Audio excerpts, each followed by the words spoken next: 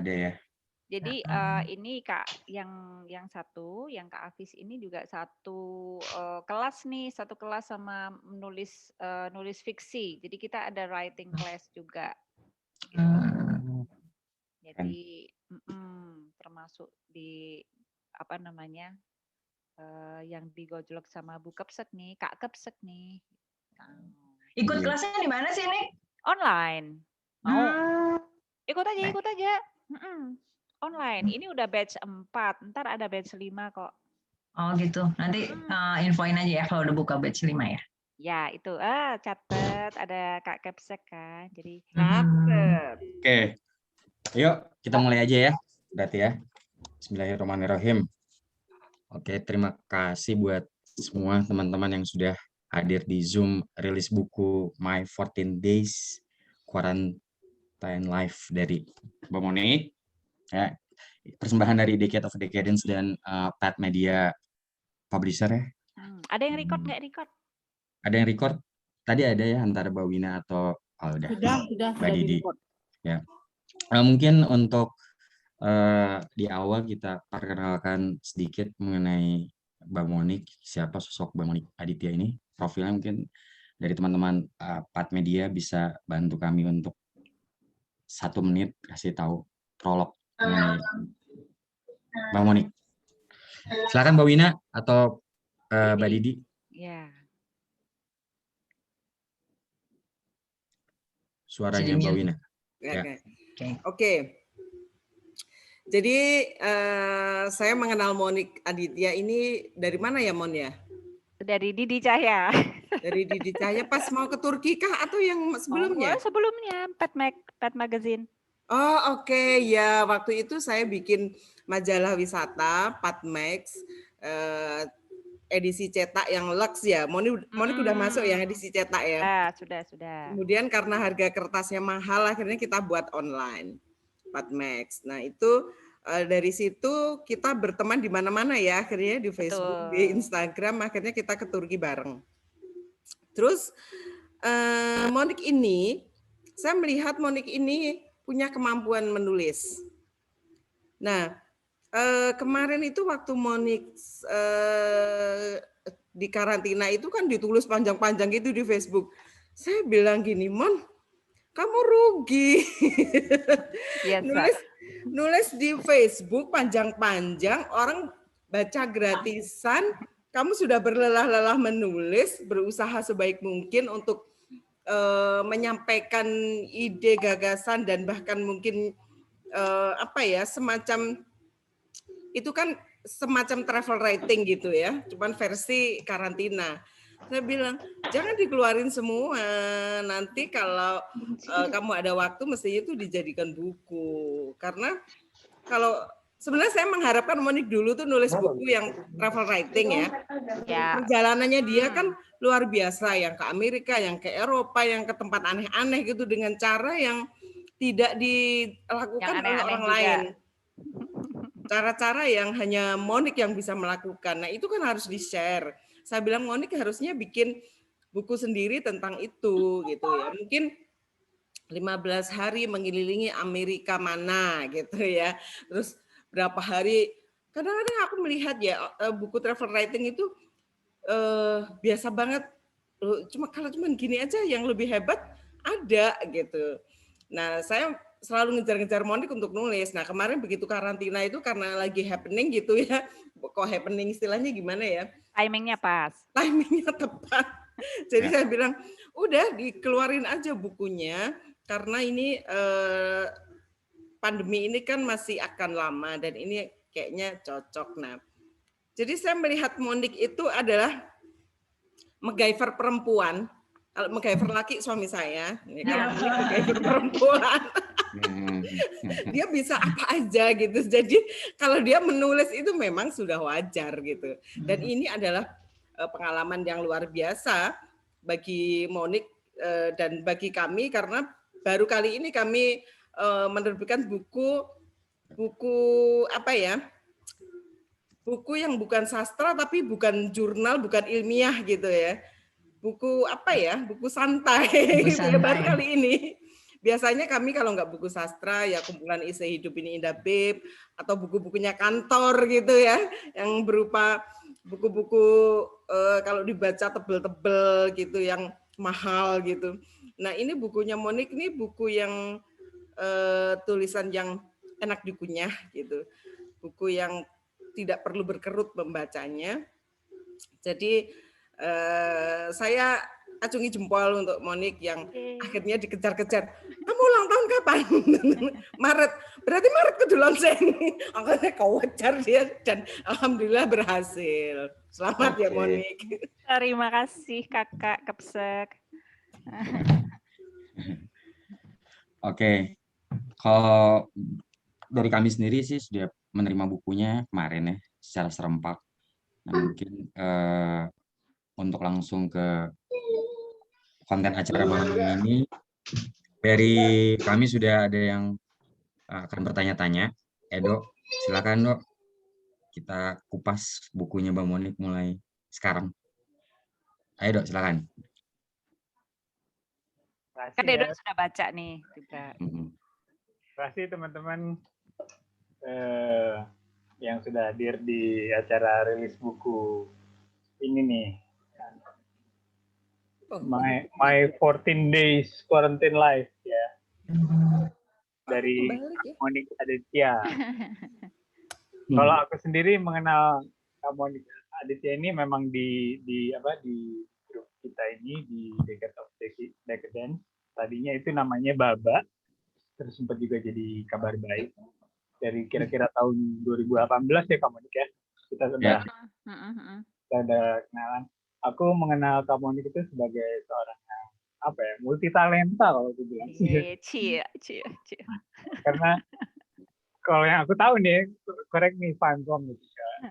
Pernah bekerja di bahkan aneh-aneh gitu, ada yang di bidang konstruksi baja lah, relawan pendidikan lah, terus bener nggak Mbak? Ada relawan pendidikan pernah ya?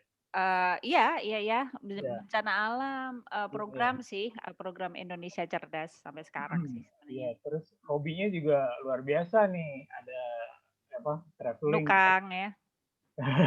Travelingnya juga nggak biasa nih, kayak ke tempat-tempat yang aneh gitu. Terakhir yang aku ingat itu Monik tuh ke Chile ya Mbak ya? Iya. Chile ya. Beli berapa? Pokoknya tempat-tempatnya itu tempat-tempat yang eksotis. Selain itu juga beliau juga suka baking kue. Aduh, saya nggak pernah dikirimin. Hebat nih ice breakingnya. Tapi Doi terkenal dengan sourdough-nya nih. Gue pengen nyobain nih. Gue agak-agak picky sama sourdough nih. Tuh. Itu suaminya Mbak Wina juga salah satu yang merindukan sourdough itu. Karena di Surabaya kan biasanya gampang nih kirim. Sekarang masih belum. Terus yang kalau aku nggak salah juga, Monik ini hobi main basket, bener nggak? Itu yang tahu si Didi Cahya tuh, Didi Cahya tahu. Ya itulah yang sedikit saya tahu tentang Monik gitu ya. Oke, terus langsung ke bukunya sendiri. Sebelum ke bukunya nih, aku pengen tanya nih Monik, gimana sih pengalaman Monik ini mulai nulis tuh gimana Monik? Iya, sebenarnya sih mungkin awalnya aku sih berterima kasih sama si Didi Cahya sih sebetulnya, karena dia memang salah satu yang ngejar-ngejar. Terus waktu itu paling cuma nulis status aja kan di Facebook, dia yang ngenalin aku ke Mbak Wina gitu. Terus aku punya blog sebenarnya, tapi memang blogku itu terhambat pada males. Kayaknya kadang-kadang nulis itu kan perlu ide gitu. Apalagi blogku memang aku dalam bahasa Inggris karena ya udahlah biar semua juga bisa baca gitu kan. Cuman ya itu dia, karena males aja aku tuh nulisnya. Terus si Didi Cahya bilang gitu, nulis toh gitu. Terus akhirnya awal sebenarnya aku tuh nggak begitu nggak begitu tahu kalau misalkan oke aku menulis tentang pengalamanku sendiri gitu. Akhirnya belajarnya nulis bener itu sebetulnya juga di Padmax gitu kan. Di Pad Magazine karena di situ kan ada editing, terus apa namanya layout apa segala macam. Aku belajar banyak juga di Pad Magazine. Jadi aku berterima kasih sama Didi Cahya yang kenalin ke Mbak Wina yang masukin aku ke Pad Magazine. Terus dari situlah banyak terus blogku juga aku nulis, terus sempet juga jadi kontributor untuk travel writer dari Australia namanya Nomadosaurus gitu. Itu juga yang mereka itu satu travel writer yang unbeat track sebetulnya. Nah, terus ini ada juga satu yang di sini tadi ada Sylvia dari Bangka itu satu komunitas Sylvia sama Riri nih dari Bandung itu di sini juga mereka itu juga salah satu komunitas sama aku namanya Couchsurfing. Jadi Couchsurfing itu satu komunitas travelers, backpackers yang kita membuka rumah kita untuk siapa yang mau nginep kalau traveling gitu. Nah, itu kita sharing pengalamannya gitu. Jadi kadang-kadang aku ngobrak-abrik dapur orang nih gitu. Ngobrak-abrik dapur orang nginep kita bisa gratis ya, bukan kita terus freeloader ya, maksudnya biasanya kita saling mereferensikan gitu, tapi seperti ini sebenarnya pengalaman yang sangat ini ya, sangat menarik untuk ditulis karena aku di Chile itu juga apa namanya semi volunteer juga ke sana gitu, ada di Valparaiso ada. Jadi setiap perjalanan kayaknya juga memang benar kata Mbak Wina, kayaknya menarik juga ya untuk ditulis. Satu buku yang mungkin masih dalam pikiran aku yaitu buku traveling dan itu yang ngejar-ngejar selain Mbak Wina juga si Didi Cahya ini sebetulnya. Jadi mungkin kalau awal menulis aku bilang secara diterbitkan justru di Pad Magazine ya selain dan blog di Pad Magazine itu Pad Mag dan Oke. ya Jadi kalau dihitung ini masih yang si buku yang My 14 Days ini buku pertama ya Kak Monik yang sendiri ya? Yang sendiri. Nah, kalau yang apa? Yang aku tahu kan Kak Monik juga pernah ikut terlibat di beberapa antologi buku antologi ya? Apa aja tuh Kak Monik? Betul. Buku antologi itu antologi ketiga dari HIIB itu seri Hidup Ini Indah Babe itu juga apa namanya pencetusnya Mbak Wina, Didi Cahya sama satu lagi teman kita namanya Hetty itu single fighter. Jadi walaupun kalian single atau double rasa single atau single rasa double atau triple itu bisa dibukukan gitu. Jadi itu buku yang antologi aku pertama. Terus antologi yang kedua adalah memoir tentang ayah gitu. Jadi enggak setiap kali kita berbicara tentang ayah adalah cinta pertama anak perempuan gitu. Ternyata enggak loh, konfliknya macam-macam banget gitu. Jadi kita menuliskan juga di situ memoir apa tentang ayah. Judulnya Lelaki Pertamaku, tapi masih di seri Hidup Ini Indah Babe. Waktu itu terus aku sempat juga ada satu antologi tentang parenting, tapi penerbitnya dari Jakarta gitu. Jadi mereka minta untuk gimana sih suka dukanya atau kesulitan untuk parenting dengan background background kita yang beda, single mother, terus single rasa double atau anak yang berkebutuhan khusus dan segala macam. Nah itu dituangkan.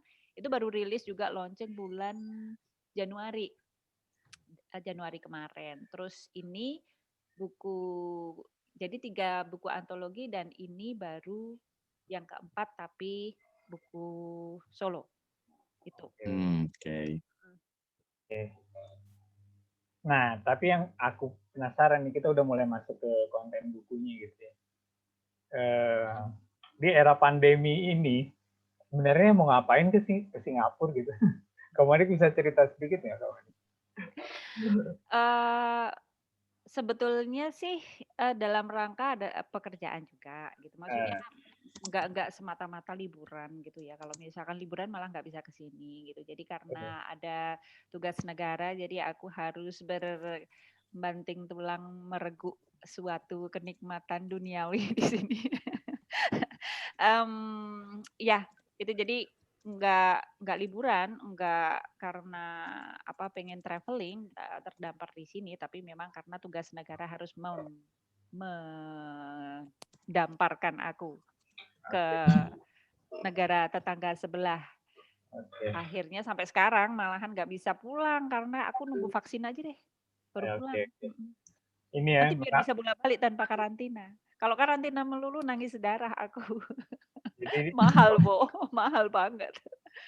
Monik nih tipe-tipe yang ngumpulin uang dulu yang banyak, terus tiba-tiba traveling kemana gitu ya? Kayaknya kayak gitu ya?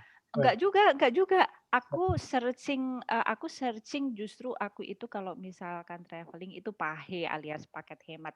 Jadi ada cerita tentang waktu kita mau ke Turki gitu kan. Jadi aku ke Turki itu diajak salah satu temanku yang dari couchsurfing juga. Terus dia bilang, "Hey, cutiku udah habis, tapi ini mama-mama ini ada 7 orang mama-mama dari apa namanya grup Pertamina gitu ya. Itu nggak ada yang nganterin. Kamu mau nggak apa namanya nganterin jadi chaperon gitu." Aku bilang, boleh dong, aku belum pernah ke Turki nih gitu. Ini mumpung ada nih apa namanya tiket nih gratis, tapi harus 7 orang baru dapat tiket bukan gratis, tiket yang murah gitu. Akhirnya aku share gitu kan, termasuk dari Mbak Wina dan beberapa teman-teman gitu. Tahu nggak pakai Qatar PP itu 4,2 ya Mbak Wina ya.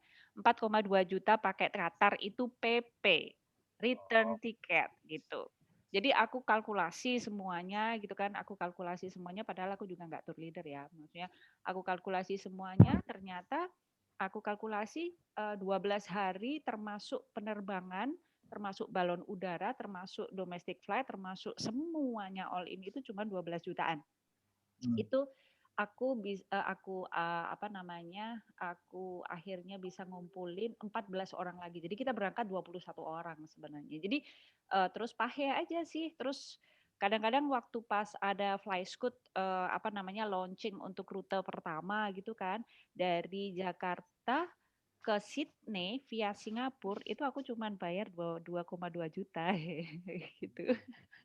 PP loh ya, PP.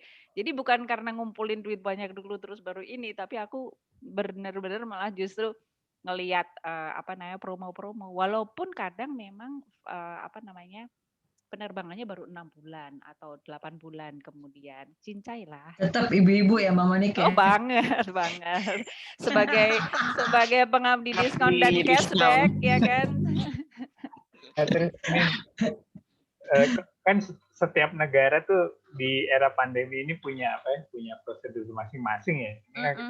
Kita kemarin juga ada berita di sampai yang apa? Yang sekarang lagi setiap hari kita dengar tuh apa tim badminton kita kan sampai diserang kan ya. Karantina bahkan sampai akhirnya jadi WO itu kan karena si pemerintah Inggris melakukan tracing di pesawat gitu ya. Kalau di Singapura sendiri itu sebenarnya prosedurnya gimana, Mbak Monik, karantinanya? Kalau di Singapura itu semua pendatang yang masuk ke sini, nggak peduli itu citizen, PR, terus expat mau kerja di sini, itu tetap harus masuk ke dalam regulasi karantina. Jadi karantinanya nggak bisa diskon, terus istilahnya aku karantinanya 3 hari aja dong gitu. Aku nggak usah karantina tapi aku bayar, nggak bisa itu. Jadi begitu kita jrek datang ke apa namanya ke airport itu langsung lah digiring sama orang-orang imigrasi, ada beberapa aparat juga ya, maksudnya walaupun sih sebenarnya polisi sama tentara di sini itu ABG loh sebenarnya, karena kan mereka ada wamil kan, jadi anak-anak apa namanya lulusan SMA itu udah disuruh wamil gitu di sini 2 tahun gitu. Jadi sebenarnya sih pengiring kita guard kita juga anak-anak ABG itu sih sebetulnya. Terus abis itu kita digiring ke tempat karantina. Nah itu jadi setiap proses itu aku tulis di situ gitu. Aku tulis terus juga aku campurkan dengan suatu imajinasi thriller dan segala macam. Kebanyakan nonton seri kan kita di sini pandemi. Terus semua sangat ketat. Semua kan sangat ketat. Nggak ada kompromi, ngelanggar juga denda, dan dendanya itu setiap item benda itu paling enggak $1.000 gitu, nggak bisa masuk ke hotel ya, karantina gitu, sudah dipilih beberapa hotelnya sama pemerintah. Juga nggak bisa sembarang kita pesen GoFood gitu, maksudnya GoFood lah, bosen makanan nggak bisa, kita pokoknya mau nggak mau ya udah makan apa yang disediain gitu. Jadi nggak jendela juga di-seal, jadi nggak ada udara segar sama sekali gitu, nggak dikasihin kunci pintu, jadi kita kalau misalkan kejebak di luar juga kita nggak bisa masuk gitu. Jadi ya akhirnya harus nongkrong di kamar hanya di situ-situ aja 14 hari. Jadi sangat ketat sih, tapi memang akhirnya aman gitu, aman sekali di sini. Belum lagi setiap 3 kali sehari itu kita juga harus selfie ya kan. Jadi kita harus selfie dengan berbagai macam gaya menunjukkan kalau kita tuh masih ada di kamar, gitu. Masih di kamar. Wah, posesif deh itu orang-orang ketenaga kerjaan. Jadi yang ditelepon juga, jadi ditelepon nggak cuma ditelepon aja. Biasanya staf hotel nelpon, tapi juga staf imigrasi dan apa namanya MOM itu berarti kayak Ministry of Manpower itu Menteri Tenaga Kerja ya, Kementerian Tenaga Kerja itu kalau misalkan telepon mesti fit call gitu. Jadi kayak benar-benar di tracking lah, nggak bisa lepas dari pengawasan sama sekali itu. Oke. Edo, mungkin kita nyapa yang udah hadir dulu kali ya. Ya. Halo, hai semua. Nggak ada yang kelihatan mukanya nih. Kudil kelihatan tuh Kudil. Apa kabarnya? Banyak juga ya, ada 22 orang nih. Ya. Alhamdulillah. Halo, Ayu nih, apa kabar? Oh, pastinya senang banget ya. Kita bisa jumpa di sini. Makasih atas waktunya, atas kehadirannya. Break rokok nih. Ada Bang Ciao juga nih, ada Bang Ciao. Mana Bang Ciao? Oh, ada. Aduh. Bang Ciao. Abah, apa kabar, Bah? Kabar baik. Halo. Abah ya, kabar baik ya, Bah? Mukanya banyak kan diumpetin nih. Ada ini juga tuh, siapa? Bruce Wayne, sponsor kita malam ini. Oh, mau bagi-bagi juga, kan mau bagi-bagi kaos. Mana Om Gandhi tadi ada mukanya hilang sekarang. Lagi ngebul katanya, siapa yang tadi yang bilang lagi ngebul bentar. Boleh nggak sih ngebul? Boleh lah. Santai. Santai ini, relax kok. Lagi nih ya. Mungkin dari Mbak Winda atau Wi yang udah sempat baca buku Bang Wani, ada pertanyaan.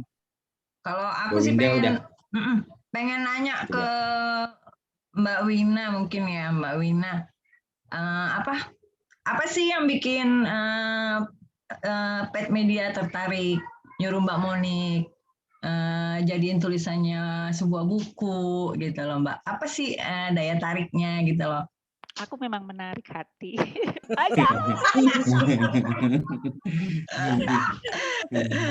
Alasannya apa gitu? Ya, jadi pandemi ini kan beberapa buku sudah mengulas ya, sudah ada beberapa buku yang mengulas tentang pandemi.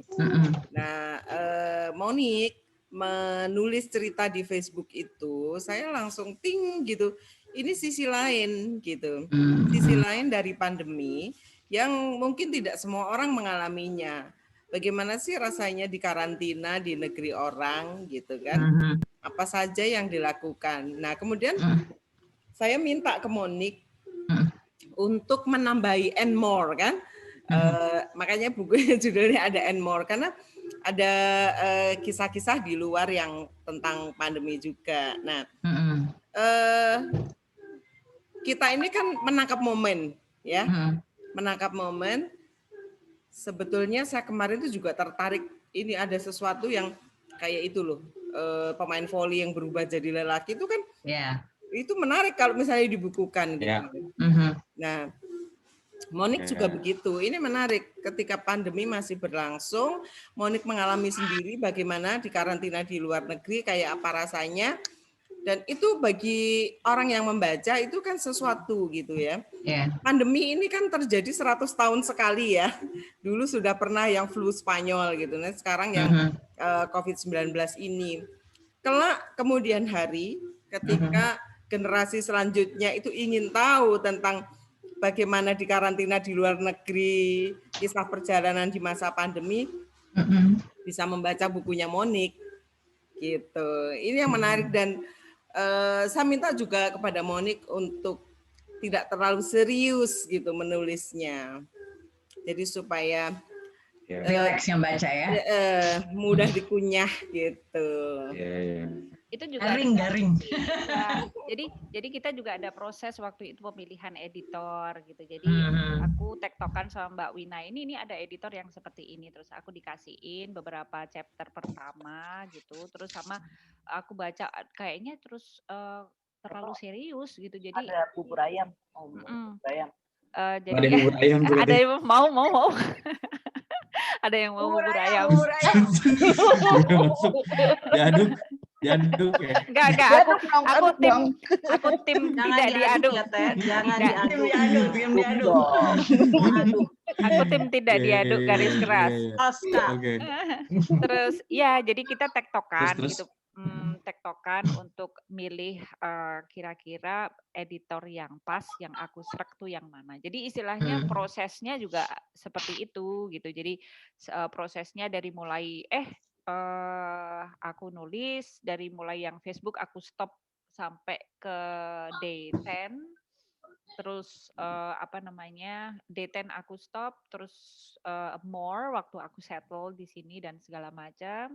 Lalu habis itu bulan Januari awal itu mulai tektokan dengan editor, kita milih editor yang srek mana.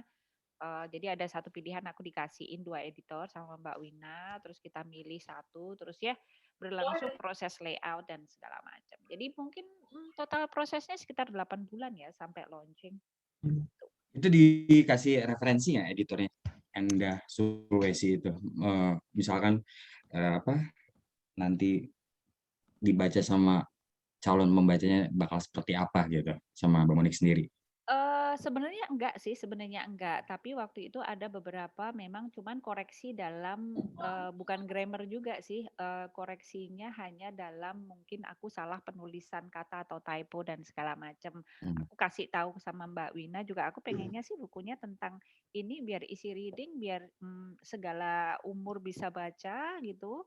Terus jangan sampai justru kayaknya kalau misalkan pandemi kayak begini kan kita enaknya yang santai-santai gitu ya, maksudnya hahaha goler-goler sambil baca sambil ketawa-ketawa gitu. Jadi pengennya justru jangan merupakan satu buku yang cuman tentang informasi, itu sih bisa dibaca di di websitenya Kementerian Kesehatan kali gitu. Jadi semacam itu. Jadi oke. Jadi yang editor yang terakhir bisa menangkap jadi tujuannya seperti itu gitu. Jadi kita lebih gampang akhirnya karena dia sudah tahu kayaknya tujuannya apa sih gitu. Tujuannya mau dibikin gimana gitu. Lebih enak sih, cepet kok. Sebulan mungkin. Tektokan sama Endahnya sebulan ya? Iya. Jadi kirim yang sudah diedit itu sekitar 3 chapter pertama, terus aku baca dulu, terus ada beberapa revisi aku balikin lagi, terus dari Mbak Endahnya juga edit semuanya, terus balikin lagi ke aku, terus aku cek satu-satu gitu. Jadi kalau ada revisi atau apa gitu aku kirimkan kembali gitu. Oke. Itu kan kalau aku kan udah beres ya bacanya gitu. Kayak ada semi foto esai gitu ya bukunya gitu. Memang sengaja hitam putih itu nggak ada foto-foto yang berwarna. Nah, itu juga sebenarnya. Gitu. Jadi sebetulnya sih ada pertimbangan kalau warna, ternyata pertimbangan aku dan Mbak Wina adalah masalah biaya produksi. sebetulnya. Oke. Gitu. Karena kalau misalkan berwarna ternyata memang selisih biaya produksinya lumayan jauhnya gitu. Jadi kita oke lah bikin hitam putih aja supaya buku ini juga lebih terjangkau daripada kalau berwarna memang mungkin lebih menarik ya. Tapi akhirnya biaya produksinya mahal nanti juga kita jual di luar sana juga akhirnya harganya tinggi gitu. Oke. Jadi memang benar-benar murni tentang kita pertimbangan biaya produksi kalau hitam putih atau berwarna gitu. Terus teman-teman yang mau buku ini udah bisa pesen lewat website atau gimana? Ya di sini nggak ada harganya nih. Oh Iya, iya. Ya. Banyak yang nanya harga, Kak. Oh harganya ya. Harganya itu 85.000 gitu. Ya. 85.000 nanti terus plus ongkos kirimnya tergantung dari mana gitu mungkin tapi rata-rata sekitar ongkos kirim sekitar 10.000-an sih gitu. Bisa dipesan di IG-ku, bisa dipesan di aku promo ya, IG-nya adalah Monik Aditya. Jadi aku nambah follower dong. Hai. Hebat. Atau juga di Facebook-nya Facebook dan IG-nya Pat Media. Bisa juga di tempat Didi Cahya, bisa di tempatnya Mbak Wina. Jadi itu maksudnya bisa. Oke. Oke, Mbak. Yes. Mungkin untuk teman-teman yang sudah hadir, terima kasih buat telah ikut di Zoom ini. Bisa di mute dulu untuk ininya, biar kita masuk dulu ke konten yang mau dibahas malam ini, yaitu tentang bukunya Mbak Monik, biar ada sedikit info mengenai bukunya Mbak Monik yang terbaru. Boleh minta tolong Mbak Wina atau Mbak Gita?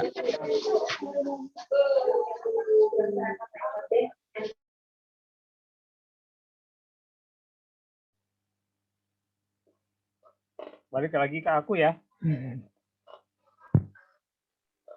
Ya. Monik. Ini kalau aku kan yang bikin aku penasaran, aku juga udah baca, udah selesai, punya sangat jadul ya bahasanya ya, generasi kita banget. Enak dibaca gitu, cepet banget bacanya. Yang aku bingung itu proses menulisnya ini seperti apa ya Mbak? Ini kan seperti apa ya? Seperti jurnal atau memoir gitu ya. Apakah memang setiap hari itu menulis saat di karantina itu emang menulis jurnalnya tanpa berniat menulis buku, atau justru ketika ada ide untuk bikin buku berusaha untuk mengingat detail harian ketika di karantina, Mbak Monik? Itu gimana, Mbak Monik? Kalau untuk yang proses menulisnya memang sih pas hari kedua karantina malahan, jadi day to day. Jadi waktu itu sempat di Facebook aku post tuh, jadi day 1, day 2 atau sebelumnya juga aku post gitu. Jadi setiap hari sebagai salah satu spending time kan gitu. Nggak ngapa-ngapain juga gitu di situ.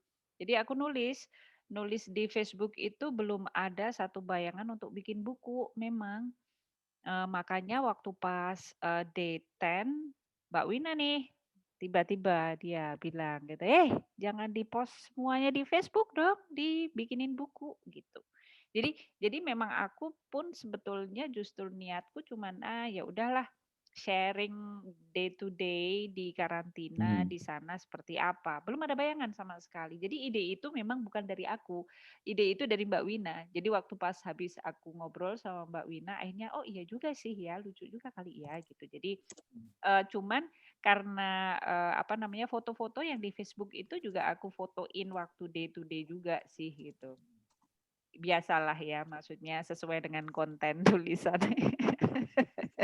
Jadi aku fotoin, terus aku tulis. Kadang nulisnya juga nggak mesti setiap pagi atau siang gitu. Tergantung waktu pas aku harus ngapa-ngapain, terus baru ada waktu luang terus aku tulis di Facebook. Itu sih prosesnya. Jadi kalau dibilang proses kreatif, sebetulnya spontan.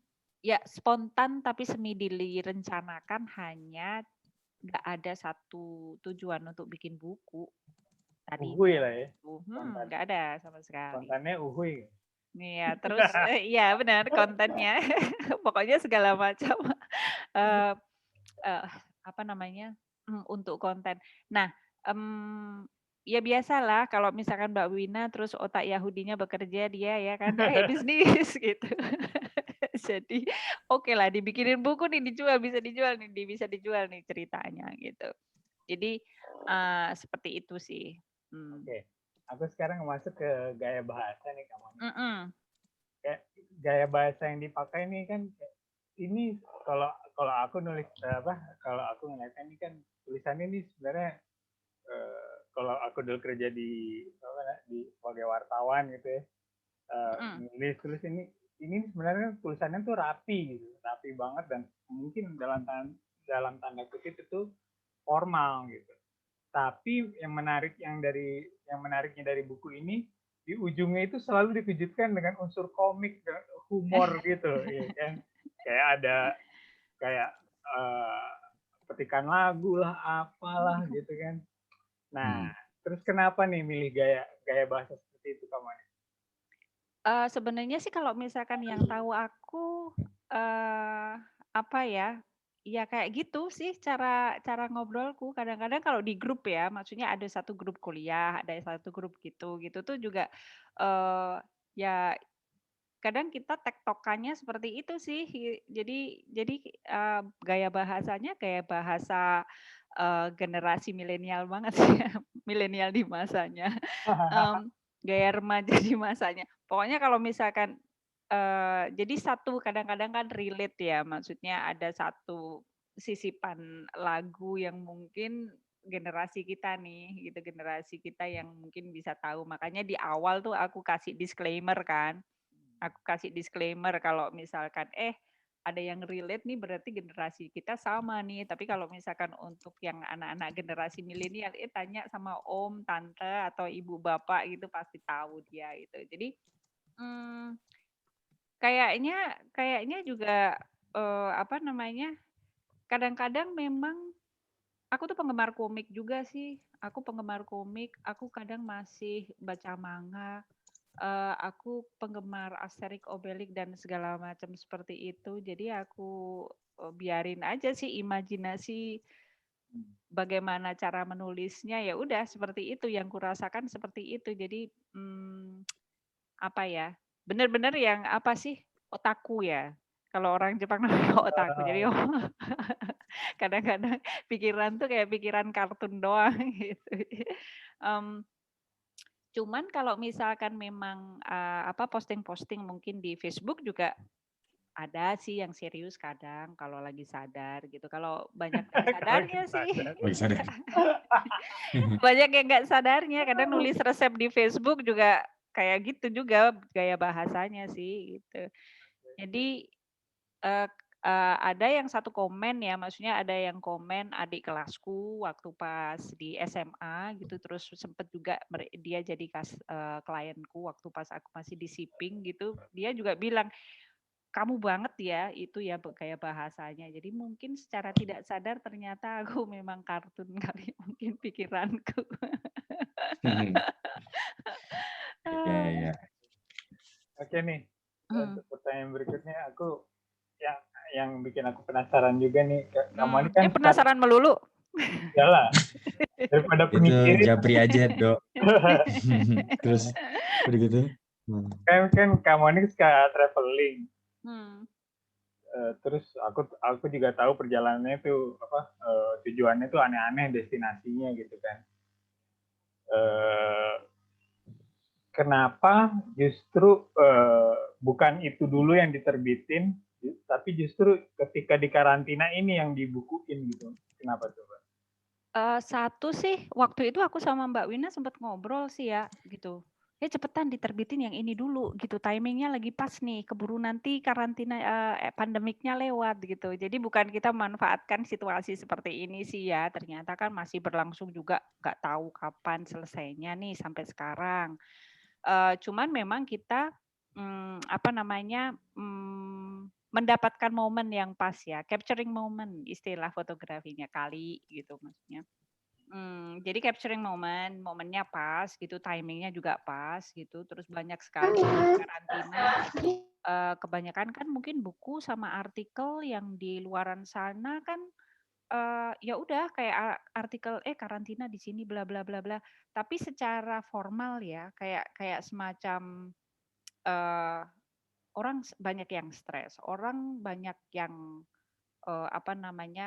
udah I had enough gitu. Maksudnya orang banyak yang udah aku nyerah aja, aku mau herd immunity, aku bakalan keluar. Bahkan ya 3 minggu yang lalu di sini ada pasangan ya tunangan sih di karantina tapi di hotel yang sama, lantainya beda. Terus si cowok nih diem-diem mereka janjian ketemuan nih gitu, ketemuan saking mungkin ya nggak tahan juga mungkin.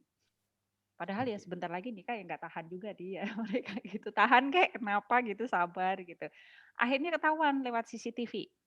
Lewat CCTV ketahuan, terus mereka tetap menjalani karantina. Setelah karantina berakhir mereka didenda masing-masing $1.000. $1.000, lalu habis itu mereka dipenjara 3 minggu gitu. Jadi memang memang banyak sekali yang mungkin akhirnya apalagi orang-orang yang punya satu mental issue gitu, gak mudah sebetulnya sih gitu. Gak mudah untuk menjalani satu karantina ini dengan positive thinking ya. Susah sih, apalagi kalau misalkan dikurung di kamar. Kalau di rumah sih masih mending, masih bisa jalan-jalan ke ruang tamu, ke dapur, ke apa gitu. Ini kan enggak, kayak di kamar aja 14 hari gitu. Jadi gimana kita harus benar-benar menjaga, ada satu statement di situ. Jadi keep our sanity ya dengan insanity gitu. Jadi biar waras kita harus gila gitu. Iya kan? Biar waras kita harus gila. Oke. Bedo, mungkin silakan. Mungkin dari teman-teman yang hadir di sini ada yang mau ngajuin pertanyaan nggak ke Mbak Monik? Ada hadiah kan? Ada hadiah ya katanya. Oh, ada hadiah. Iya, ada hadiahnya loh. Buat yang nanya. Betul. Jadi ada hadiahnya, ada giveaway 5 buku dari aku. Terus tote bag ya, Hard Rock Cafe, tote bag Hard Rock Cafe ada 5 biji loh, ayo. Terus ada kaos dari Bang Bruce Gandhi dengan brand Dog and Boy. Gitu. Ayo dong nanya dong. Nah, itu mau nanya tuh. Tuh mau nanya tuh. Cita-cita. Ya, cita-cita kata Mutiara boleh. Kan ditanya. Silakan dibuka mic-nya yang mau nanya. Ya, silakan. Langsung dibuka aja mic-nya biar mereka bisa langsung interaksi sama Mbak Monik. Malu-malu nih semua nih. Ayo, iya, Mbak. Halo. Kak Afis. Siapa dulu? Kak Afis nih. Kak Afis ya. Silakan. Seneng banget. Muka aku nggak kelihatan ya. Ini gara-gara screen di belakang layar.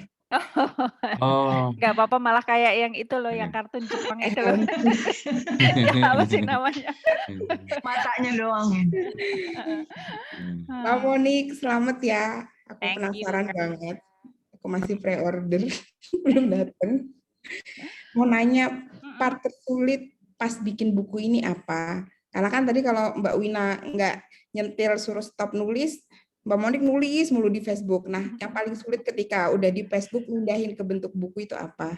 Oh iya, jadi aku tuh kan orangnya pelupa ya. Jadi bukan masalah umur sih. Aku lebih percaya ke penelitian bahwa katanya orang pelupa itu berintelijensia tinggi. Fix itu ya, catat. Gitu. Jadi aku lebih percaya itu. Maksa sih sebenarnya. Yang part tersulit adalah kadang-kadang waktu beberapa hari aku nggak nulis di Facebook gitu. Jadi aku harus inget-inget sih yang terjadi di situ apaan ya, aku lupa nih gitu.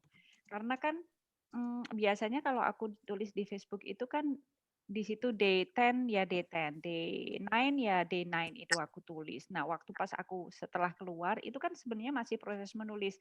Ternyata aku lupa waktu itu dari setelah day 11 sampai 13 aku belum nulis nih. Jadi aku ingat-ingat apa ya yang kejadian yang waktu kemarin ya. Nah, yang jadi penolongku adalah aku kadang moto. Jadi aku apa ya, kalau bahasa Jawanya metani, bahasa Indonesianya apa sih metani? Aku scroll gitu foto yang aku ambil pada tanggal-tanggal itu. Itu mungkin yang paling sulit buat aku sih untuk prosesnya menulis. Kalau untuk prosesnya setelah aku kasih di Mbak Wina sih sebenarnya malah lebih gampang. Tapi ya itu proses dalam mengingat-ingat apa ya yang aku miss di situ karena aku lupa pada hari itu aku nggak nulis apa-apa. Jadi nginget-ingetnya susah juga karena kan banyak yang dikerjain, banyak yang harus diurus gitu ya, maksudnya kayak perizinan di Kementerian Tenaga Kerja dan segala macam gitu kan numpuk-numpuk. Akhirnya ya salah satu yang jadi penolongku foto itu. Jadi foto per tanggal itu yang aku lihat, oh ini sih sebetulnya ini gitu. Itu sih yang paling sulit dalam proses pengerjaan tulisan itu sih Kak Hafiz. Berarti itu waktu di hari 10 kan Mbak Monik cerita terakhir nulis sharing di Facebook ya? Ya. Berarti habis stop nulis di Facebook nggak nulis malah jadi lupa ya? Iya, jadi malah jadi lupa. Dan hari ke-10 itu kan pas waktu aku harus tes swab gitu. Jadi pas aku harus tes swab itu hari ke-10. Nah, untungnya apa namanya setelah yang tes swab kan biasa ada fit call, ada apa namanya ada satu pengumuman yang di SMS oleh Kementerian Tenaga Kerja tentang report tentang staf hotel yang telepon atau apa segala macam itu ada semua. Jadi untungnya itu yang menolong gitu. Aku pelupa banget, beneran. Aku pelupa. Itu sih Didi Cahya tahu kalau aku pelupa. Dan aku tukang nyasar masalahnya. Aku tukang nyasar. Jadi dia tahu ya Didi Cahya ini temanku dari kuliah masalahnya. Jadi dia pernah bilang kalau aku dilepas di hutan itu aku selamat. Tapi aku nggak bakalan bisa selamat kalau aku dilepas di mall. Aku pernah ketemuan sama dia di mall itu pakai GPS, tahu nggak sih? Makasih ya Mbak Monik. Hari ini adalah orang pelupa panjang umur. Hari orang pelupa. Harusnya ada Hari Nasional Orang Pelupa, tapi yang foundernya lupa juga harinya kapan. Jadi dia nggak bikin Hari Pelupa Nasional. Thank you Kak Aris. Ada yang resen lagi tuh, Bang Arif. Boleh Bang Arif nanya? Boleh. Kedengaran suaranya enggak ya? Kedengar, aduh itu jangan membuka aibku ya. Ini temanku kuliah juga nih. Kedengeran. Jadi selamat buat Monik lah yang jadi Thank saya you, ya, Rif. Tumbuh bersama mungkin hampir 30 tahun, mungkin tahun depan kita ya 30. Ya Allah. Tenan nih. Ya, selamatlah pertama kali, terus kemudian ya saya sebetulnya nggak aneh karena kita tumbuh dari jurusan yang paling nggak mutu di dunia gitu kan, jurusan yang harus bisa menulis gitulah. Cuman memang saya melihat itu Monik tulisannya memang kalau menurut saya sejak dulu itu dia tinggal menunggu orang yang menerbitkan saja, menunggu momentum aja kalau menurut saya. Saya nggak akan bertanya sih karena saya sudah tahu Monik seperti apa. Saya cuma pengen giveaway-nya aja. Siap, catat tuh. Jadi kalau jadi saya mau cerita tentang Monik lah. Dia itu orang yang tipe setia kawan gitu. Makanya ketika kita dulu pernah punya teman yang sakit ya, dia itu rela untuk menungguin dan saya sekali-sekali dia nungguin di rumah sakit gitu. Saya nggak tahu juga kalau akhirnya Monik juga kena sakit itu, teman itu akhirnya meninggal ya beberapa tahun yang lalu gitu, teman kita kuliah gitu kan. Jadi nah saya jadi kok sampai nggak tahu Monik sakit itu ya agak aneh di satu sisi, tapi nggak aneh karena saya sudah nggak aktif lagi di dunia sosial media, terutama di Facebook, yang masih aktif di Twitter. Jadi mungkin momentum Monik nerbitin ini bareng sama momentum kalau teman-teman ngamatin itu ada Ciputat sampai Rinjani.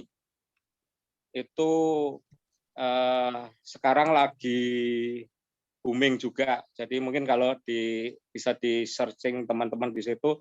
Nah, saya sedikit sebetulnya memberikan saran kepada teman-temannya Monik, terutama yang berkaitan dengan penerbit gitu, karena saya melihat yang trade yang di Ciputat sampai berjalan kaki Ciputat Rinjani itu dia sampai dalam beberapa hari sudah 2.000 eksemplar ya, dalam hitungan tidak ada seminggu gitu. Maksudnya saya bisa menyarankan untuk publikasinya mungkin lebih ke arah thread di Twitter, atau misalnya juga beberapa yang bisa dibantu oleh teman-temannya, mungkin termasuk saya gitu, karena sayang sekali kalau misalnya penerbitan buku Monik itu tidak seperti yang dibayangkan, karena pasti orang juga pengen tahu juga kan pandemi di daerah orang, di negara orang itu seperti apa. Itu aja sih menurut saya. Thank you ya Rif. Aku udah deg-degan aja loh, nanti aibku terbongkar, aib lama. Nggak, nanti kalau nggak dapat giveaway baru aibnya saya bongkar. Oh, dapat bukunya ya, Mbak Winda ya, Mas Arief. Oke. Thank you Mas Arief. Oke, makasih Mas Arief. Makasih. Ada lagi nggak nih yang mau nanya? Tadi siapa tuh? Tadi Mas Gandhi sempat nanya sih, ini buku pertama Mbak Monik. Iya, kalau untuk buku solo sih ya Bang, itu baru pertama ini sih, baru pertama. Tapi kalau misalkan antologi ada 3 gitu, masih rame-rame kan, karena masih belum percaya diri. Walaupun narsis, aku belum percaya diri. Kadang itu dualisme yang berbeda. Ya, jadi buku pertama, moga-moga ada buku kedua, ketiga, siapa tahu gitu ya, buku resep gitu. Buku resep. Ayo, siapa lagi yang mau tanya? Kalau mau muncul mukanya juga nggak apa-apa, kalau mau langsung nanya ya, gitu ya. Boleh kali ya. Apresiasi aja dengan. Oh ini nih. Perkenalkan diri dulu dong, siapa? Ya, halo semuanya, saya Dadang. Hai. Hai semuanya. Halo Mbak Monik. Halo. Hai, halo juga. Halo, Abah. Ya, halo. Ya, Mbak Winda. Hai. Hai. Ya, salut aja sih bisa tetap produktif di masa yang cukup menekan ya, yang cukup stressful gitu. Mbak Monik bisa produktif menerbitkan buku, akhirnya ada produk yang ya bisa input sama orang gitu. Angle-nya juga menarik. Jadi kalau di riset itu menemukan gap penelitian gitu. Ada sesuatu yang baru yang belum diteliti, kemudian Mbak Monik menulis itu. Ya sih, saya sih apresiasi aja dengan kebekuan kita selama ini gitu, keterbatasan kita untuk berkarya. Ya itu aja. Terima kasih banget Bang Dadang. Ya sih, jadi aku juga pengen bilang kalau kadang-kadang kita suka harus ditekan yang lain mungkin gimana gitu, maksudnya ditekan yang ini dalam satu keadaan yang terpaksa itu antara kreatif sama mati gaya kadang-kadang beda tipis. Jadi kadang jadi kurang kerjaan ya, apa ya yang bisa dilakuin ya gitu. Aku sih aku sih mungkin aku kadang-kadang mikir kalau aku nggak bisa diem orangnya gitu. Jadi mulai dari apa aja gitu ya.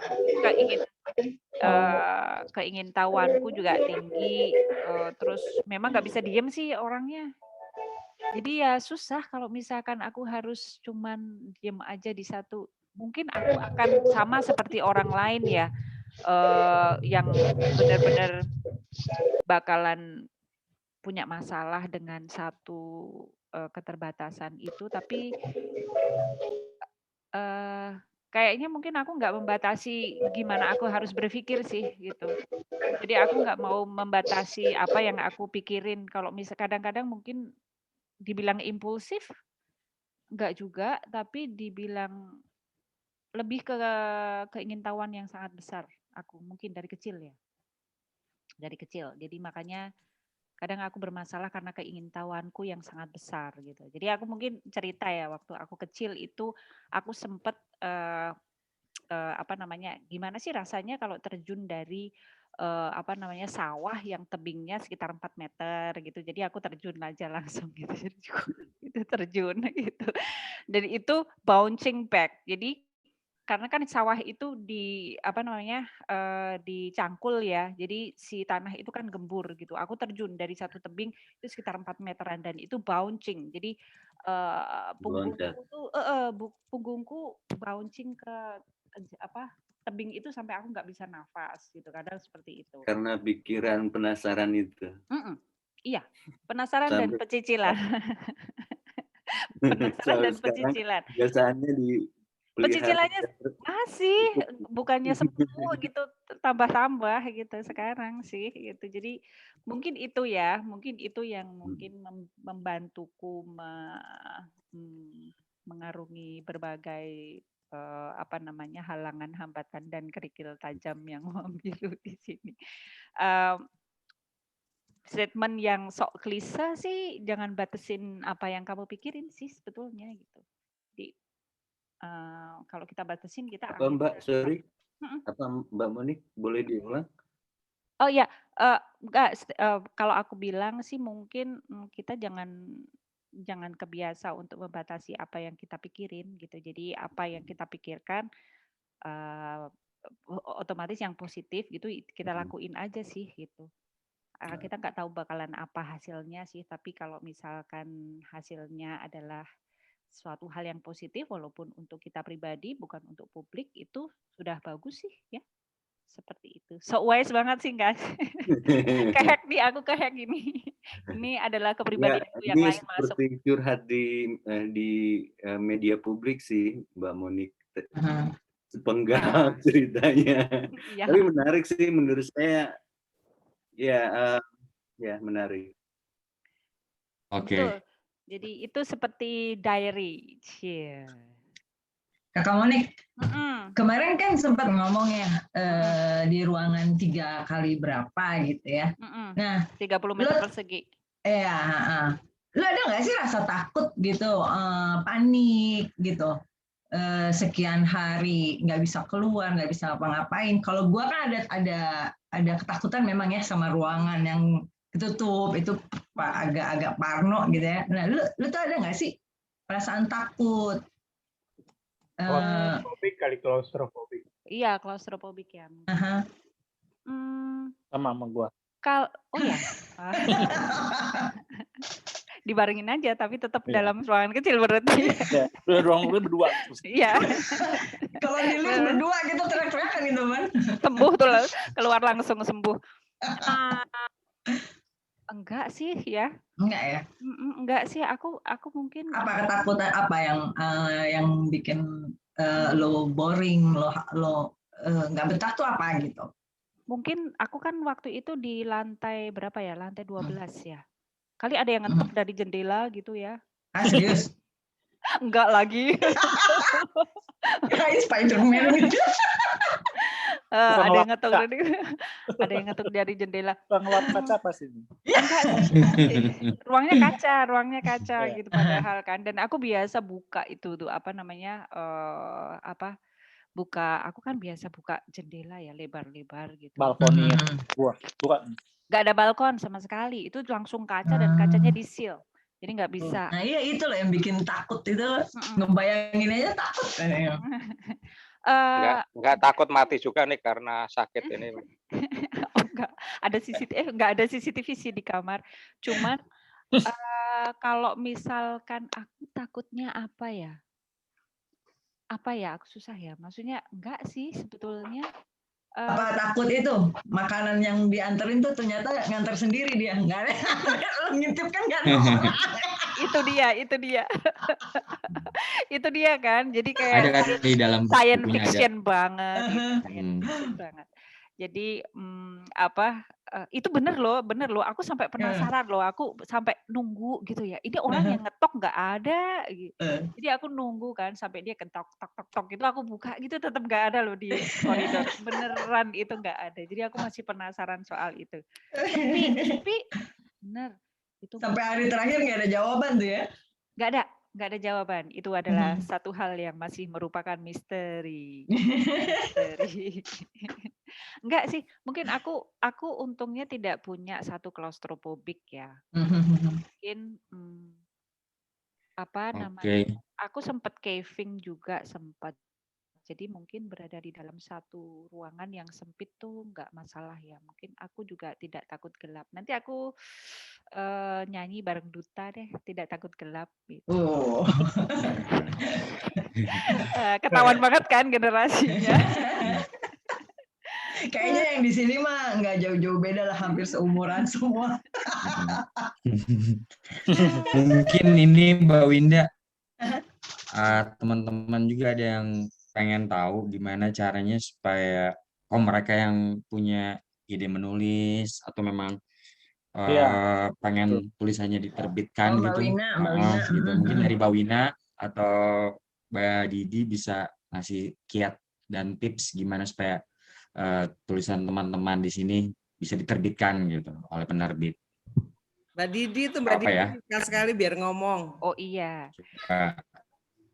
Boleh. Silakan Mbak Didi. Mana dia? Atau mungkin Mbak Monik juga bisa bantu tips-tipsnya juga.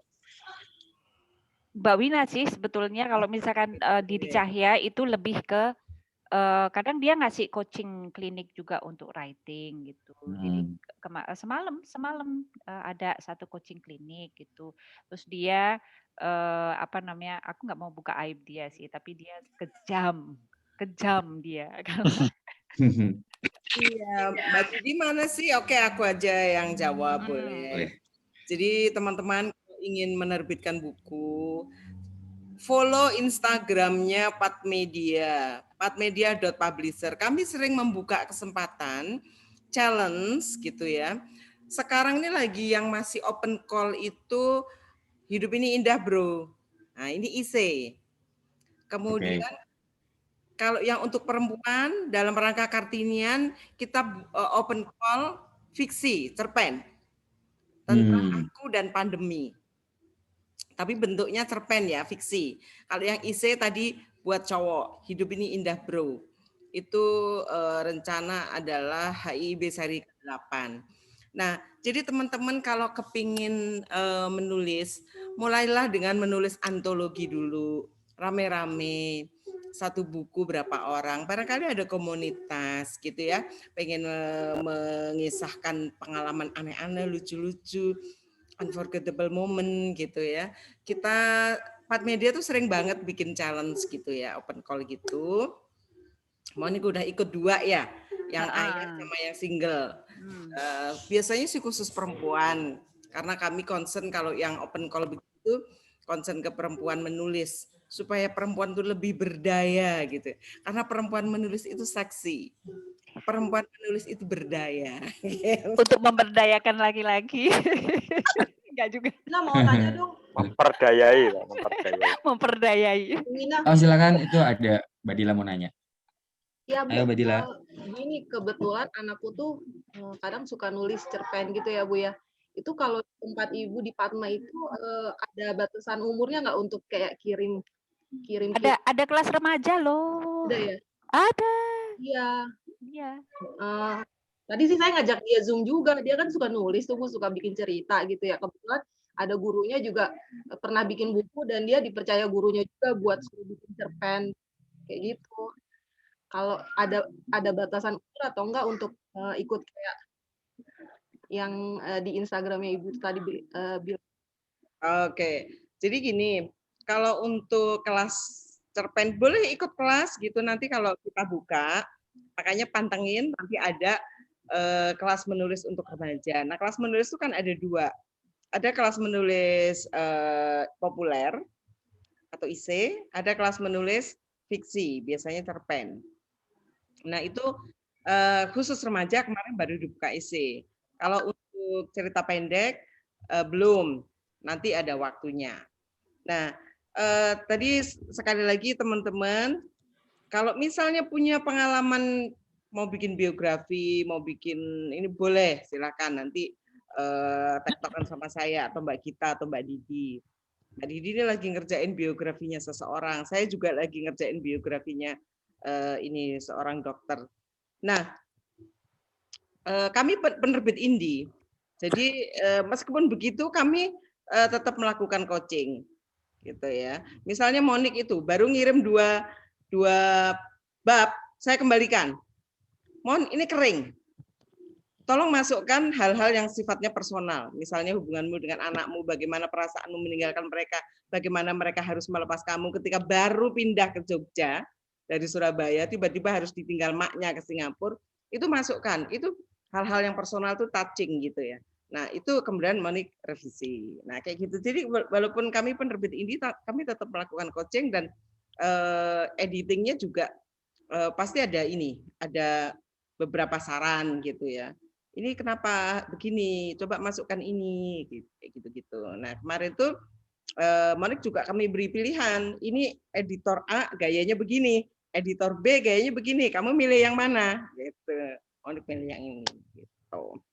Jadi monggo aja kalau mau menerbitkan buku. Tapi kalau masih malu bikin buku solo ya masuk ke antologi dulu deh. Keberaniannya dibangun dulu. Kenapa sih setiap orang harus menulis? Kalau kami itu satu yang kami pegang. Buku atau tulisan itu adalah prasasti. Tubuh kita fana, tetapi karya kita abadi. Gitu, guys. Setuju. Betul. Thank you, Bu Ina. Sama-sama. Mbak Didi belum balik nih, masih makan kali. Yeah. Dia adalah editor yang kejam. Berarti Kang Ivan konten-konten di komunitas kita bisa dibukukan ya? Ya. Nanti rencananya mau mungkin dari mati ketawa cara Dodlers. Mungkin ya begitulah, dicoba dulu dirangkum dulu. Coba dimainkan. Dirangkum dulu. Ya. Jadi kelasnya mau apa nih? Jadinya mau dibuat Chicken Soup of the Soul, apa Complete Idiot, atau jadi ada sequel. Kan ada. Ya. Kalau film India kan ada 3 Idiot ya, 3 Idiot itu kan. Kalau ini grup Idiot. Enggak, tapi ada isinya. Lumayan begitu grupnya. Grupnya oke. Iya. Ya semoga aja lah bisa bikin buat rame-rame dulu. Iya. Tapi ada coaching lah ya, harus ada coachingnya. Memang itu saya setuju. Penting ya. Saya setuju itu, Bu. Terima kasih lah untuk undangan. Ya. Kalau chicken soup sih kayaknya lebih menenangkan gitu ya, karena kan chicken soup itu seperti obat kan biasanya kalau misalnya masuk angin apa segala macam. Kalau ini kan rame-rame ya, kayaknya urap atau pecel atau lodeh gitu ya. Nah itu lebih cocok. Ya betul kan agak spicy-nya gitu. Cie. Komplit lah. Itu dari tadi ada Gandhi yang kayaknya berulang-ulang bertanya. Muncul dong. Bro Gandhi, ayo dong nanya dong. Kalau nggak nanya, ntar gue yang nanya nih. Nanya ke Bang Gandhi maksudnya. Iya. Apa kita chat aja? PM. Mas. Udah itu tadi kan udah nanya antologi. Yang tadi. Yang tadi. Nanya lagi yang lain dong. Iya, terima kasih ya Bang Gandhi buat kaosnya. Ya, sama-sama. cuman bisa kasih 2 kaos aja nih. Nggak apa-apa, udah buat aku. Thank you dong. Tapi anyway, dari dulu emang gue juga pengen nulis sih ya, cuman memang nggak tahu ya, belum ada waktu atau gimana, tapi pengen banget sih nulis gitu. Jadi ya. Jadi Cocok ya berarti. tadi kan, jadi sempat juga kan saya juga bikin website ya, nulis-nulis dikit lah. Tapi ya masih apa ya, artikel-artikel kecil sih ya. Cuman dari dulu emang gue pengen bikin nulis lah gitu loh. Nulis. Buku nikah gimana buku nikah?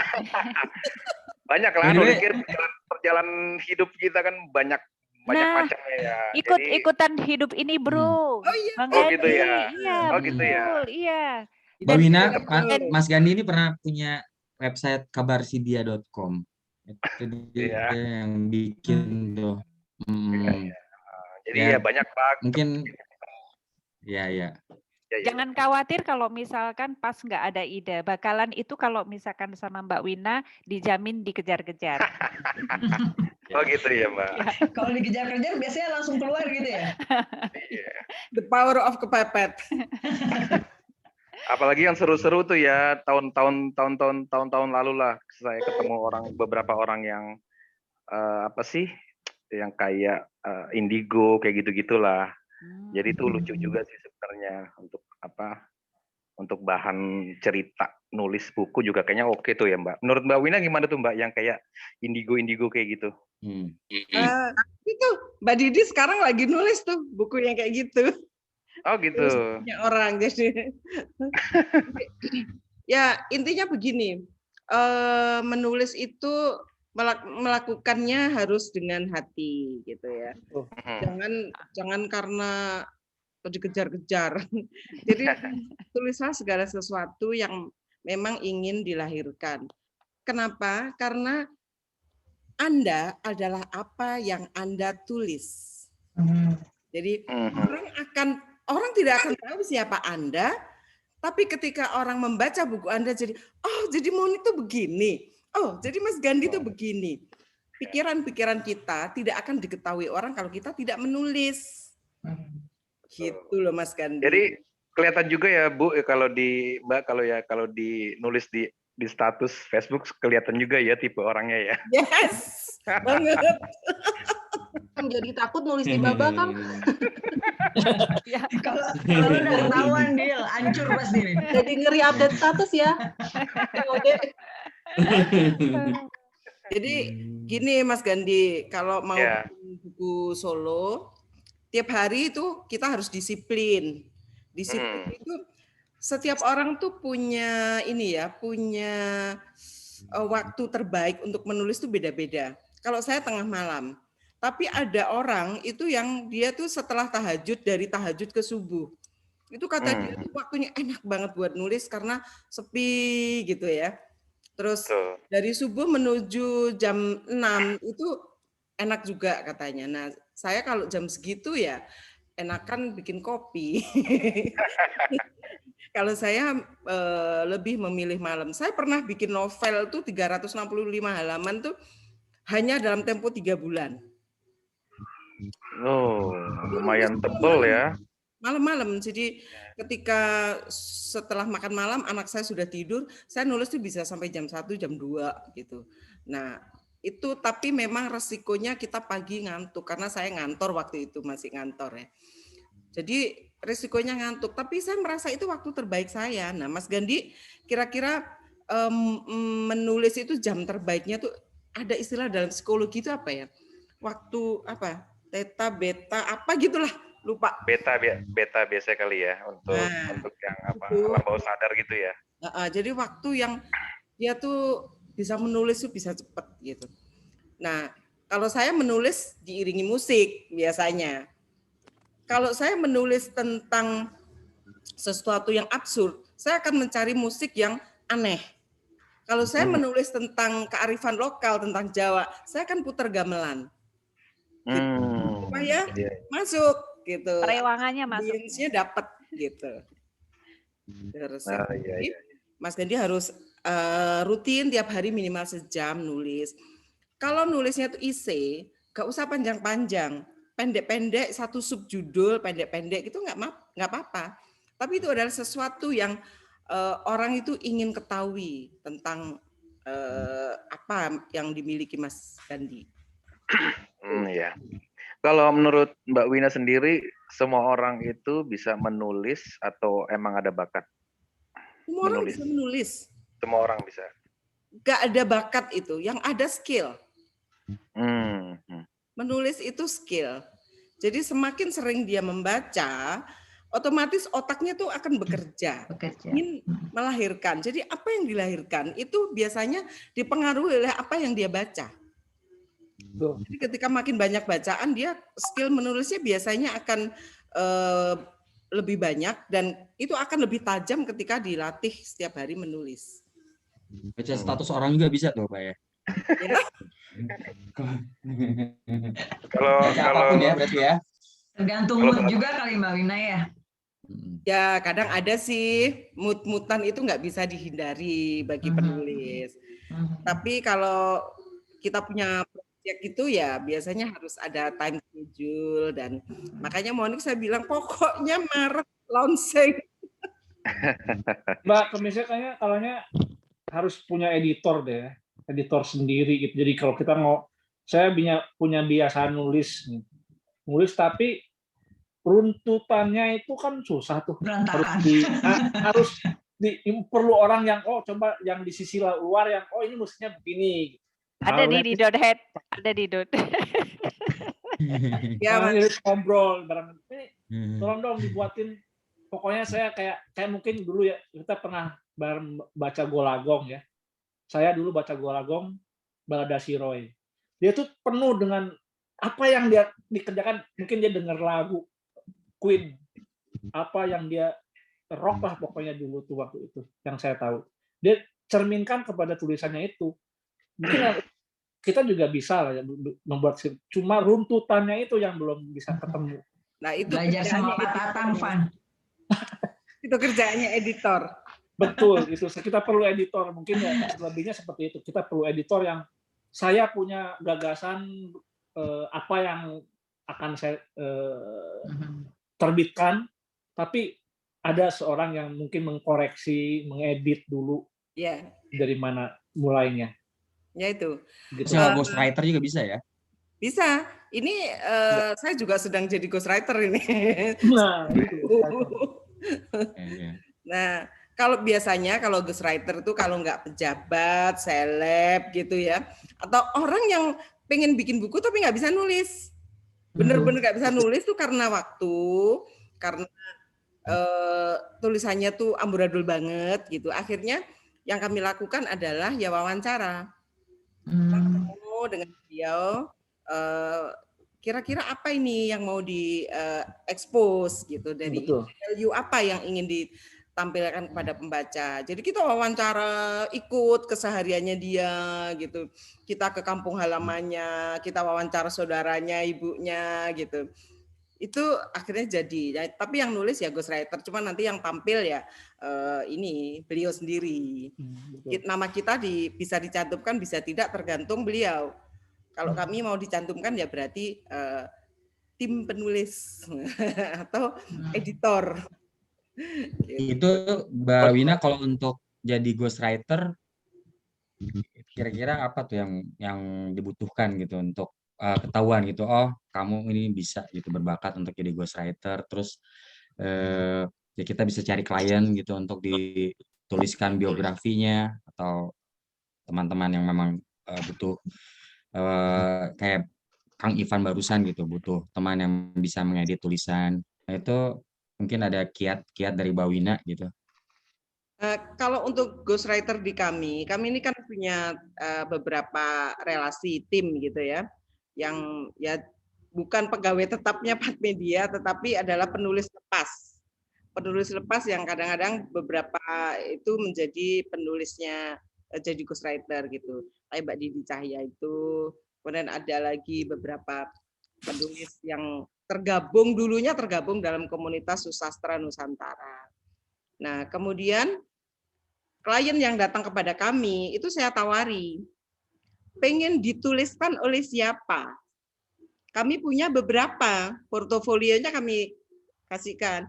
Ini kalau Mbak Didi Cahya, bukunya ini, tulisannya ini, pernah menulis ini, si B begini, si C begini. Nah, kemudian biasanya beliau memilih. Oke. Ya. Nah, itu kalau untuk secara kan berbicara di kondisi seperti sekarang, orang selalu berbicara yang berkaitan dengan ekonomi ya, keuangan gitu ya. Itu berapa Mbak biasanya ghostwriter dapat satu buku gitu untuk proyek satu buku? Tergantung tokohnya sih siapa. Dan biasanya gini, hitung-hitungannya halaman, Mas. Coba di googling. Kalau di googling itu per halaman sekitar 100.000. Oh, per halaman, oke. Halaman jadi ya, bukan halaman Word ya. Halaman di buku. Karena kalau halaman di Word itu biasanya jadi halaman buku tuh 2 kali. Oke. Ini ada yang mau tanya nih. Mbak Wina, mau nanya Mbak Wina. Ini Mbak Wina, itu kan sering ada ide nih.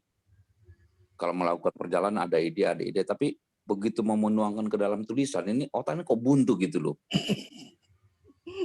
Nah, seperti yang kata Mbak Wina tadi, aku mungkin tipe orang yang suka dialog, tapi mau menuangkan dalam bentuk tulisan atau monolog itu nggak bisa gitu. Itu kira-kira gimana ya kiat-kiatnya supaya bisa gitu, Mbak Wina? Mas Domu mungkin gini, ditulis dalam pointer. Ditulis dalam pointer-pointer. Kemudian nanti ya sebaiknya sih ikut kelas, Mas.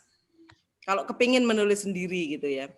Tapi catatan perjalanan itu jangan sampai hilang. Sebaiknya itu ditulis dalam pointer-pointer. Males nulis tuh pakai ini loh, Mas.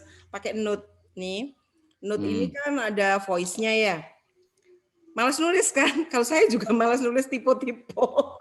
Ratu tipe. Jadi ini voice note ini di note HP itu pakai voice. Jadi apa misalnya, oh beli ini harganya sekian, rute ini sekian ini. Nah, itu nanti di rumah itu didengerin lagi, ditulis, dicoba aja nulis gitu ya. Tapi kalau pengen bener-bener bisa menulis ya memang ikut kelas, Mas. Oh gitu ya Mbak Yona ya. Ikut kelas itu nanti kalau mau private bisa. Ada beberapa penulis yang dia mau ngasih pelajaran private. Oh, berarti tadi untuk ngakalin tadi itu pakai voice note dulu ya sebenarnya ya. Supaya enggak hilang. Karena kalau perjalanan tuh kadang kita dikejar jadwal gitu kan. Itu sebaiknya dibuat voice note di handphone kita. Kemudian nanti begitu sudah santai, kita bisa ini tulis ulang. Dijabarkan berupa tulisan. Solusinya bisa belajar menulis otodidak, ikut kelas menulis, atau ikut private, atau pakai ghostwriter. Nah, itu solusinya. Paling enak pakai ghostwriter berarti ya. Kalau nggak ada waktu, ya pointer-pointernya dikasihin ke ghostwriter aja. Oke deh, ya. Makasih Mbak Wina ya. Oke, sama-sama. Ghostwriter boleh, ghosting jangan ya.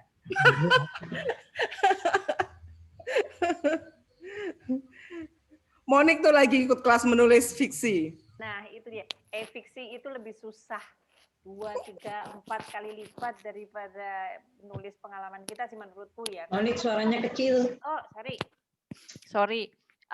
Ya, aku bilang sih fiksi lebih susah berapa kali lipat aja sih menurutku, karena kan kita harus meng-create alur ya. Maksudnya kalau misalkan dengan pengalaman sendiri kan kita tahu nih apa yang kita lakuin, apa yang kita alamin gitu. Tapi kalau fiksi itu kan kita harus kayak building karakter gitu. Terus tokohnya mau dikemanain gitu. Terus nanti kita sudah harus memikirkan tentang endingnya bagaimana gitu. Kalau misalkan kita nulis essay atau nulis seperti buku ini kan itu sesuai dengan pengalaman pribadi kita akan bisa menyelesaikan endingnya itu seperti sebetulnya sih masih ada lanjutannya gitu. Tapi kalau misalkan novel atau cerpen atau apa itu selain dibatasi dengan halaman, kalau novel sih enggak dibatasin halaman. Terutama cerpen nih, karena kan kita harus dibatasin. Misalkan 4 halaman harus selesai nih ceritanya, gimana sih gitu. Susah sih kalau menurutku kalau fiksi lebih enak kalau misalkan nulis seperti ini sih gitu. Makanya ikutan ikutan kelas sih biar ini apa namanya biar tahu gimana sih apa namanya bikin fiksi karena baca seneng kan tapi kalau bikin ternyata tidak seindah warna aslinya. Tapi asik sih. Teman-teman, saya mau kasih dulu. Ada yang sudah pernah baca bukunya Agustinus Wibowo? Belum. Monik udah baca? Yang mana? Jalan Panjang untuk Pulang. Aku belum baca. Belum baca. Jadi ini aku nggak mempromosiin Agustinus Wibowo ya, tapi ini saya mengajak teman-teman untuk membaca. Di buku ini itu ada foto-fotonya berwarna. Nah ini dia tuh bagus nulisnya karena dia memang fotografer ya, dan dia juga jurnalis. Dia fotografer, jurnalis. Cara menulisnya dia itu editornya bagus nih, karena berantem dia. Penulis sama editor berantem. Jadi Agustinus menulisnya tuh benar-benar jurnalisme. Kemudian sama editornya tuh diputar, dijadikan sastra. Coba bayangkan, Mon, kamu bisa bayangkan nggak? Itu diputar, dijadikan jurnalisme sastrawi. Jadi cara menulis dia tidak lagi straight news, tapi jurnalisme sastrawi yang kita membacanya tuh bisa nangis. Terutama yang judulnya, saya membaca yang judulnya Pulang mungkin ya. Apa sih lupa aku judulnya? Titik nol. Itu kan dia ibunya sakit itu ya. Jadi dia cerita bahwa semula tuh enggak gitu banget tulisannya. Terus sama editornya tuh diputar. Kasih sentuhan perasaan. Bagaimana sih hubungan anak dengan ibu yang lama nggak ketemu, yang ibunya sakit, kamu bisa dicap sebagai anak durhaka kayak gitu-gitu ya. Terus akhirnya diputar jadi itu yang di depan. Nangis saya bacanya itu. Dan sama Bu, saya juga nangis. Gitu ya. Dan jadinya itu banget ya. Bu Ina berarti bagus atau enggaknya juga itu ada di tangan editor ya berarti ya? Iya, editor itu ikut menentukan. Jadi kadang-kadang gini, karena kebetulan ini kan penerbit mayor ya, Gramedia. Jadi dia harus manut sama editor karena pembiayaannya semua adalah di penerbit. Kalau lu nggak manut, nggak gue terbitin buku lu, gitu kan? Jadi akhirnya gitu. Ini kebetulan saya pernah mengundang Agustinus ya. Saya waktu saya masih punya kedai itu saya undang ngobrol banyak tentang bagaimana menulis pengalaman. Jadi ini luar biasa. Kalau ingin menulis catatan perjalanan, baca ini dulu, baca bukunya Agustinus Wibowo. Itu cara lain dalam menulis catatan perjalanan. Keren banget. Setuju. Kalau buat ini ya, buat apa mau pengalaman Mbak Monik kan untuk apa karantina gitu. Pengalaman ini dicoba deh Mbak Monik itu ada sequel keduanya pengalaman karantina di Indonesia nggak gitu kalau pulang ke Indonesia? Mungkin kan berbeda. Aku bakalan pesen GoFood yang jelas mungkin. Aku bakalan kalau misalkan bisa nego ya udah habis swab 5 hari pulang nggak usah 14 5 harinya itu. Dicoba mungkin sekarang dalam waktu dekat itu balik ke Indonesia. Balik ke sini lagi. Balik ke sana lagi 2 kali gitu. Jadi ada perjalanan kedua. Mon, kapan ini mau pulang, Mon? Habis vaksin. Vaksinku insya Allah sih mungkin April ya, jatah April. Kalau misalkan udah suntikan kedua sih katanya sudah bakalan ada vaksin paspor. Jadi kalau misalkan vaksin paspor rencananya sih wacananya bisa bolak-balik tanpa bisa dikarantina karena beberapa yang kru airline itu kan sudah disuntik semua tuh. Jadi mereka kan masih terbang terus balik ke sini itu balik ke keluarganya nggak ada pakai karantina. Jadi moga-moga sih kalau misalkan memang vaksinnya sudah dapat bolak-balik udah nggak perlu karantina lagi. Nah ini menarik juga sih karena kan wacana di sini itu walaupun di sini ada scanning ya setiap masuk toko harus scanning, setiap masuk tempat harus scanning gitu. Jadi mereka bilang safe entry. Itu rencananya juga akan diterapkan pada orang-orang yang keluar masuk Singapura. tapi masih masih dibicarakan terutama untuk negara-negara ASEAN dan Asia. Betul. Terus sinkronnya gimana? Karena kan masing-masing punya regulasi Kebijakan. sendiri. Nah, terus scanningnya, barcode-nya, apa segala macam yang benar-benar menunjukkan kayak paspor lah. Paspor kan bisa di entry Ada di kalau mana sekarang. aja. Nah, Saya itu mau Kamis ini kan yang kedua nih. Nah, berarti saya bisa langsung ke Singapura. Setelah itu bisa kembali bolak-balik. Karena saya udah manula, saya lansia, yang sosinnya udah mulai section kedua untuk hari Kamis. Mungkin akan saya kunjungi Mbak Monik di Singapura. Iya, oke lah. Kita justipan bareng ya. Enggak, jasip dan sekalian minta tanda tangan dari ibukunya Mbak Monik itu. Nanti akan saya bingkai. Iya. Masalahnya sementara masih tanda lahir nih. Belum ada tanda tangan, masih tanda lahir. Oke, ini udah ada 4 pemenang bukunya, 2 kaos, tinggal 1 lagi nih untuk buku. Siapa lagi yang mau nanya? Kak Afis tadi udah ya? Ayo, ntar buat gue lagi nih. Satroknya belum ya? Posesif ya, tasnya belum juga. Tasnya belum nih. Belum keluar. Itu tuh biasanya Yudi tanya itu ya? Udah, Bang Yudi udah nanya tadi di chat. Halo, ini Vivin nih. Vivin nggak nanya, Vin. Vivin ini traveler. Ayo, Mbak Vivin. Ya, Vivin ini juga traveler juga. Dia mau naik gunung, mau diving, mau foto, mau apa segala macam juga.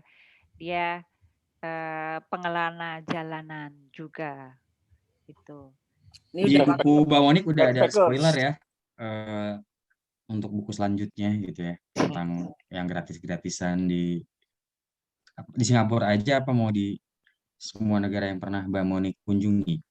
Gratis-gratisan. Sebenarnya sih kalau misalkan untuk traveling hemat ya, maksudnya backpacker itu bukan berarti backpacker pakai G, Betul. gitu loh maksudnya. Jadi stylenya aja kita ngirit-ngirit gitu, tapi jangan sampai kita jadi backpacker gitu kan. Kemarin-kemarin sempet kan hit banget tuh yang orang-orang yang ke Indonesia terus memanfaatkan ketidakberdayaan kita terhadap orang luar atau turis gitu, kayaknya kasihan aja padahal mereka sih sebenarnya mau-mauan aja gitu. Menarik sih, maksudnya banyak sekali kalau misalkan, tapi kayaknya udah banyak deh yang kalau yang nulis tentang gimana dapetin gratis, gimana dapetin tiket murah gitu. Tipsnya banyak. Yang belum sih mungkin aku tuh kalau traveling suka milih yang tempat-tempat nggak turisti ya gitu. Terus biasanya nginep di orang-orang lokal gitu. Terus kalau bisa sih juga interaksi dengan orang lokal. Jadi kadang-kadang kita diajak ke tempat yang nggak ada ya, jarang. Nggak populer. Jarang orang tahu gitu. Jadi waktu aku kemarin ke Roma tahun berapa ya? Tahun 2018 ke Rome itu justru aku ikutan anak couchsurfing juga gitu. Jadi anak couchsurfing kadang-kadang suka ngadain kayak free walking trip gitu. Jadi kadang kita meeting point di mana gitu. Jadi kita rame-rame anak couchsurfing semua dan free itu biasanya. Terus kita diajak ke diajak ke lorong-lorong gitu, Jewish ghetto gitu. Jadi pada saat sekian puluh tahun atau beberapa abad yang lalu itu banjir di situ dan itu penempatan komunitas Jewish di situ yang ada kuburan massalnya orang Jewishnya di situ. Terus akhirnya waktu pas mereka udah balik aku ngider sendirian di situ kan. Di mana sih aku pengen digging deeper. Enggak taunya tuh ada kafe kecil nih, ada kafe yang kecil. Nyelip lah di situ. Terus aku mau makan di sini.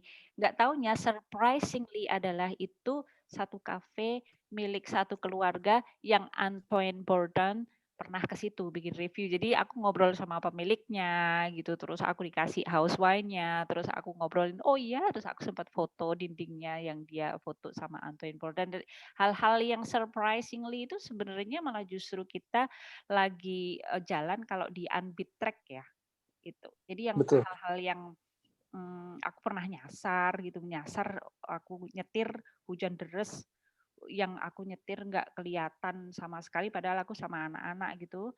Terus aku nyasar kan, lost is my middle name. Aku pasti nyasar deh. Kalau bisa kemana-mana tuh aku GPS pasti nyasar. sekarang. Bener. Aku pernah ditelepon sama ibuku pernah, almarhum ibuku pernah aku telepon, aku lagi nyetir sama anak-anak juga. Terus bilang, nyasar nggak? Gitu aja tuh. Kata-kata pertama tuh nyasar. Karena dia udah hafal banget, ibuku udah hafal banget kalau aku kemana-mana masih nyasar. Dan aku di daerah Tumpang gitu, hujan gede sore, padahal aku ngajakin anak-anak ke Bromo. Terus aku ngetok pintu gitu, random aja sih, ada satu rumah kayu, aku ngetok pintu, ada pendoponya gitu. Ternyata itu adalah seniman topeng, namanya Pak Soleh, seniman topeng yang bikin hampir semua topengnya Didik Ninitowo gitu. Jadi anak-anak malah diajarin gamelan, aku diajarin bikin topeng, terus besoknya tuh aku dikasihin topeng yang masih belum unfinished, ditandatanganin dia, dan itu topeng yang aku bikin baru separuh, dia begadang semalaman bikin topeng itu jadi membentuk Dewi Sekartaji. Aku dikasihin itu dengan tanda tangannya. Nah, hal-hal itu loh yang sebenarnya surprise dan priceless ya buatku itu. Jadi itu kali mungkin ya yang bisa aku share kali mungkin kalau misalkan buku kedua tentang traveling adalah hal-hal yang ajaib-ajaib seperti itu gitu. Aku pernah dikasih patung juga waktu aku ke Nomea di Lautan Pasifik sana. Itu juga sama orang lokal juga gitu, tahu-tahu anaknya datang gitu terus ngasihin aku tusuk rambut gitu kan ya, tusuk yang untuk konde gitu dari kayu cendana, dan aku dikasih patung dan dari orang suku tersebut gitu. Masih aku simpen sih, tapi masih di Indonesia sana gitu. Jadi banyak kejutan-kejutan yang aku dapat, dan itu walaupun mungkin secara kantong juga merogoh kantong lebih dalam gitu, cuman pengalamannya ya nggak tergantikan gitu sih menurutku itu untuk buku yang selanjutnya kali, moga-moga setelah buku resep ya Sen. Itu Monik yang waktu kemarin jadi relawan gempa di Lombok sempat ditulis nggak? Di situ belum sih ya. Belum, waktu pas belum. Cuman waktu itu memang teman gitu ya, Bu Nursida, itu memang kita punya satu klub baca perempuan. Jadi mulai dari tahun 2016 kan aku ke Sembalun sama ke Lombok Timur sama Lombok Utara kan, lebih banyak gitu. Kita bikin posko di situ, jadi lumayan lah, sekitar mungkin hampir sebulan aku di situ gitu, ngerasain gempa dan segala macem. Terus suka dukanya aku harus ke pelabuhan, ke Tanjung Perak gitu kan. Aku nego untuk kargo sama orang-orang besar-besar dan istilahnya porter-porter pelabuhan. Terus gimana aku kirim ke Sumba juga, aduh waktu itu kirim ke Sumba mahal banget kan, satu koli itu bisa berapa ratus ribu aja gitu. Ternyata waktu aku nego sama orang tracking ekspedisi, aku bilang ini untuk dua rumah desa adat, dua desa adat yang kebakaran di sana gitu, sama untuk perpustakaan.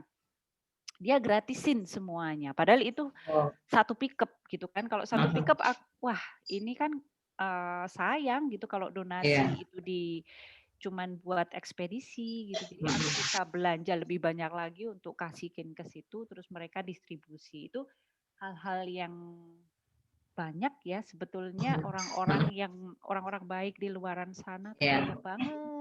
Bang Ucok, Domu juga salah satu ini nih relawan waktu kemarin gempa kan? Oh iya. Bang Ucok ya? Iya, nggak ketemu nih sama Mbak Monik.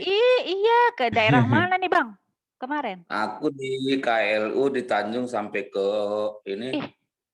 Padahal aku juga di KLU loh, aku di Sokong, di Prawira, di Tanjung juga, Aku itu sebelah Pemenang.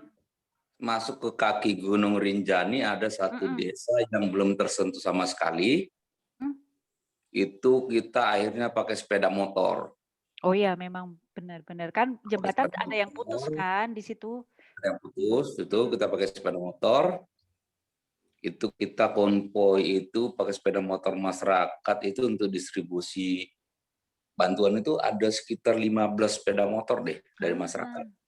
Yeah. Nah, waktu hari-hari pertama, hari kedua, saat itu kan padat banget nih jalur dari Mataram sampai ke KLU sampai ke Tanjung itu kan macet banget tuh. Iya.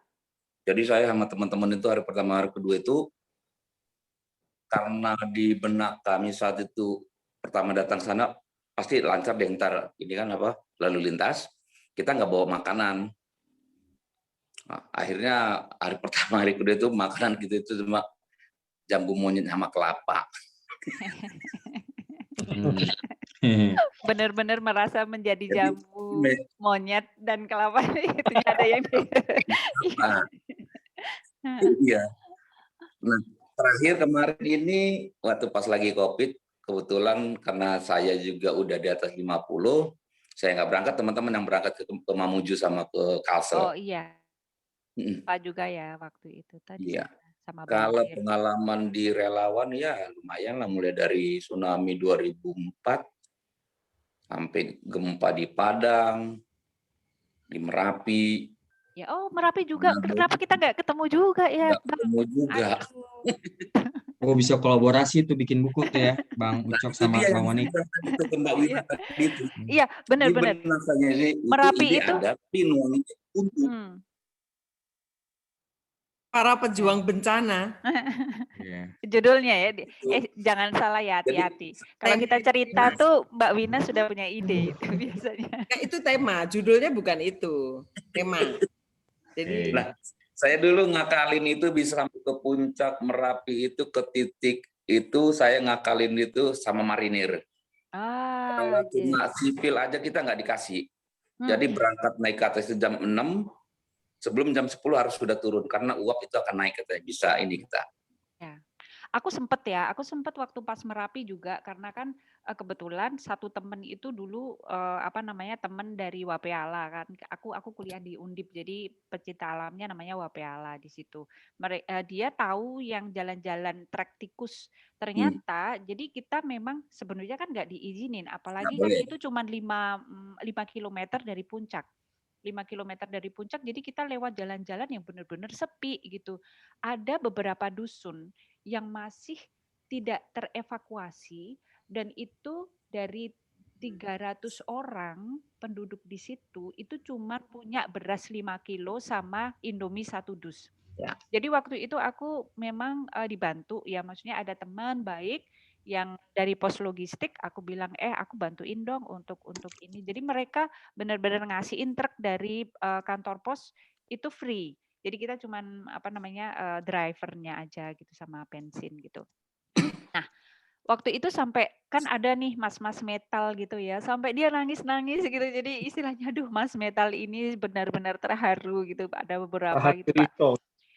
Iya benar. Jadi aku ke Muntilan, biasanya kita berangkat midnight, ke Muntilan jam 2 itu pasar induk baru buka gitu, sampai kita diapalin sama yang jual tempe apa segala macam, Mbak ini dan mereka tuh ya tahu kita misalkan mau ngedrop, mereka kasihin ekstra gitu. Ada mbah-mbah ya yang jualan daun lembayung. Biasanya kan lembayung kan dia 1 atau 2 gitu ya. Satunya tuh cuma 1.000. Jadi satu rombong itu kita beli, ya udah beli semua itu sampai aku bisa balik seduluan gitu. Dia bisa pulang duluan ke jual semua. Jadi excitement-nya tuh ya bukan karena istilahnya kita aku bisa beli macam-macam gitu ya. Maksudnya secara spiritual experience tuh banyak banget gitu. Jadi istilahnya mungkin aku bilang kesulitan kita orang ngadepin kesulitan memang beda-beda, tapi untuk aku sendiri dalam satu bencana atau satu situasi seperti itu benar-benar membuat aku bersyukur every single thing ya. Maksudnya di situ aku masih bisa mungkin semoga tidak tangan di bawah tapi di atas walaupun sedikit gitu ya. Kehack lagi nih aku kehack lagi nih. Kita coba stop dulu, ditunggu dulu, di stop dulu. Mungkin nanti akan ada Zoom berikutnya yang kita akan bicara tentang waktu sudah ada menunjukkan harus bubar nih kayak sebentar lagi. Oh iya betul. Jadi mungkin buat teman-teman yang mau kita adakan seperti ini, acara seperti ini, mungkin bisa diajukan ke Mbak Monik apa ke Mbak Winda gitu untuk diangkat menjadi suatu obrolan yang ciamik. Bukan begitu, Krisna. Hai Vin. Nah ya, itu. Mungkin nanti kan kita cerita-cerita tentang pengalaman yang bisa berbagi lah. Kita bagikan untuk petualangan-petualangan. Sangat menarik. Siapa tahu mungkin akan ada buku-buku berikutnya yang lahir di antara teman-teman ini dibantu sama Mbak Wina dan. Hai, aku menyimak dari tadi, cuman belum menampakkan wajah. Seru banget. Hai Mbak. Ini juga ini. Halo Mbak Vivin. Ya, dia juga tukang ukur jalan ini. Nah, itu kan banyak tuh, jadinya bisa bicara nanti tentang buku berikutnya lah dengan Mbak mungkin. Ya, Mbak. Mas Niko, gimana Mas Niko mungkin? Oke, terima kasih untuk Mbak Wina, Mbak Monik, teman-teman Dotheads juga yang di luar Dotheads yang sudah bergabung di acara Zoom kita kali ini yang membahas tentang buku My 14 Days Quarantine Life and More dari Mbak Monik gitu. Buat yang mau beli bukunya bisa langsung chat ke Mbak Monik ya, ke IG Monik @monikaditya atau ke Instagramnya Pat Media gitu ya Kang ya. Ya. Terus buat yang sudah mendapatkan giveaway buku bisa DM langsung ke Instagramnya Pat Media ya Mbak Wina ya, Mbak Monik. Ya, biar langsung ketahuan kan kalau ini apa mereka jadi followers barunya Pat Media, sekaligus nanti di situ juga ada keterangan gimana trik dan tips untuk bergabung sama Pat Media mungkin yang emang terpikir untuk menulis gimana nggak tahu caranya seperti apa. Terus mungkin untuk yang closing dari Mbak Winda mengenai kelanjutan rencana-rencana dari grup kita, Mbak. Silakan Mbak Winda. Kelanjutan untuk nggak apa-apa dong, sekalian closing. Ivan aja kali ya. Ya. Iya, oke. Makasih buat yang udah nyempetin hadir malam ini. Mungkin nanti kita akan bikin Zoom berikutnya kali ya. Betul. Ya enggak? Ya. Betul. Setuju. Ya. Nantinya pastinya lah ada cuap-cuap di Decadence pastinya. Udah gitu aja kali ya, Bah. Apalagi rencananya. Oke. Foto bareng berarti ya terakhir ya. Ya. Ayo dong. Dibuka kameranya semua. Gitu. Gimana tuh caranya Kang Ivan nih yang sebagai nggak pakai komputer lagi. Senyum manis dong. Lagi nggak pakai komputer. Gimana nih? Mungkin dari tim publisher dari Pat Media. Ya. Aku tuh nggak bisa ini loh motret dari laptop tuh gimana sih caranya? Di screenshot ya. Jadi Mbak Monik yang paling bagus nih. Soalnya paling jelas Mbak Monik nih ininya kalau secara pixel. Kameranya yang lain. Mana sih ya? Aku juga nggak bisa. Screenshot. Kan Mbak Monik paling bagus nih. Galerinya kepenuhan kayaknya. Screenshotnya banyak sih. Cuma Bang Edwin, Bang Rio, Bang Gadi. Iya. Kalau aku mah pakai HP gini. Besok kan. Ini ya. Mbak Winda coba, Mbak Winda. Coba ya, gue screenshot ya. Pakai ini loh, pakai laptop. Ayo, cheese. Lagi. Nggak tahu berhasil apa enggak. Oke.